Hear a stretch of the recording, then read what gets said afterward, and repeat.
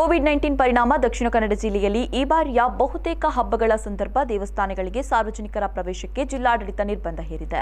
July 25ರಂದು Nagara Panchami ಹಬ್ಬವಾಗಿದ್ದು, ಈ ದಿನದಂದು ಜಿಲ್ಲೆಯ ಎಲ್ಲಾ ಪ್ರಮುಖ ನಾಗಾರಾಧನಾ ಸ್ಥಳಗಳಲ್ಲಿ ಸಾರ್ವಜನಿಕ ನಾಗಾರಾಧನೆಗೆ ಜಿಲ್ಲಾಡಳಿತ ನಿರ್ಬಂಧ ಹೇರಿದೆ.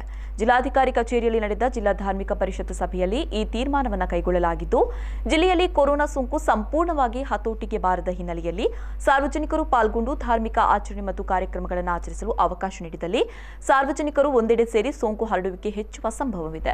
ಹಾಗಾಗಿ ಮುಂಜಾಗ್ರತಾ ಕ್ರಮವಾಗಿ ಮುಂಬರುವ ನಾಗರ ಪಂಚಮಿ, ಕೃಷ್ಣ ಜನ್ಮಾಷ್ಟಮಿ, ಗಣೇಶ ಚತುರ್ಥಿ, ವರಮಹಾಲಕ್ಷ್ಮಿ ಹಬ್ಬ ಸೇರಿದಂತೆ ಎಲ್ಲಾ ಪ್ರಮುಖ ಹಬ್ಬಗಳ ಸಂದರ್ಭಗಳಲ್ಲಿ ಧಾರ್ಮಿಕ ಸ್ಥಳಗಳಲ್ಲಿ ಸಾರ್ವಜನಿಕರ ಭಾಗವಹಿಸುವಿಕೆಯನ್ನು ನಿಷೇಧಿಸಲಾಗಿದೆ.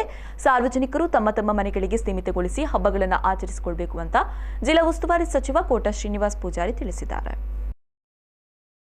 ನಾಗರ ಪಂಚಮಿಗೆ ಸಂಬಂಧಪಟ್ಟಂತೆ ಈಗಾಗಲೇ ಅನೇಕ ಧಾರ್ಮಿಕ ಮುಖಂಡರ ಜೊತೆ ಮಾತಾಡಿ, ಆರೋಗ್ಯ ಇಲಾಖೆಯ ಜೊತೆ ಮಾತಾಡಿ ಒಂದು ಚರ್ಚೆಗೆ ಬಂದು ನಮ್ಮ ಮನೆಯೊಳಗೆ ನಾಗರ ಪಂಚಮಿಯನ್ನು ಏನು ಮಾಡ್ತೇವೆ ಅದನ್ನೆಲ್ಲವನ್ನು ಮಾಡಿಕೊಳ್ಳಿಕ್ಕೆ ನಾವೆಲ್ಲರೂ ಸ್ವತಂತ್ರರು. ಆದರೆ ನಾಗರ ಬನ ಅಂತ ಇರುತ್ತೆ, ಕೆಲವು ಕಡೆಗಳಲ್ಲಿ ನಾಗರ ಬನ ಅಂತೇಳಿ ಇರುತ್ತೆ. ಸರ್ವ ಭಕ್ತರ ಪರವಾಗಿ ಅಲ್ಲಿ ಅರ್ಚಕರು ಮತ್ತು ಅವರ ಸಹಾಯಕರು ಪೂಜೆ ಮಾಡಲಿಕ್ಕೆ ಅವಕಾಶಗಳನ್ನು ಕಲ್ಪಿಸಲಾಗಿದೆ.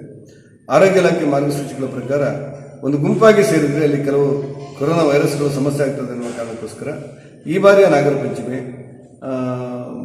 ಯಾವುದೇ ಗುಂಪಿಲ್ಲದೆ ಅರ್ಚಕರ ಮೂಲಕ ಬೇಕಾಗಿರುವಂಥ ಅರ್ಚನೆಗಳು ಅಥವಾ ಇನ್ನಿತರ ನಾಗದೇವರ ಪೂಜೆಯ ಪುರಸ್ಕಾರಗಳು ಅರ್ಚಕರಿಗೆ ಸೀಮಿತಗೊಳಿಸಿ ಮಾಡಬೇಕು ಅನ್ನುವಂಥ ಚರ್ಚೆಗೆ ಬಂದಿದೆ.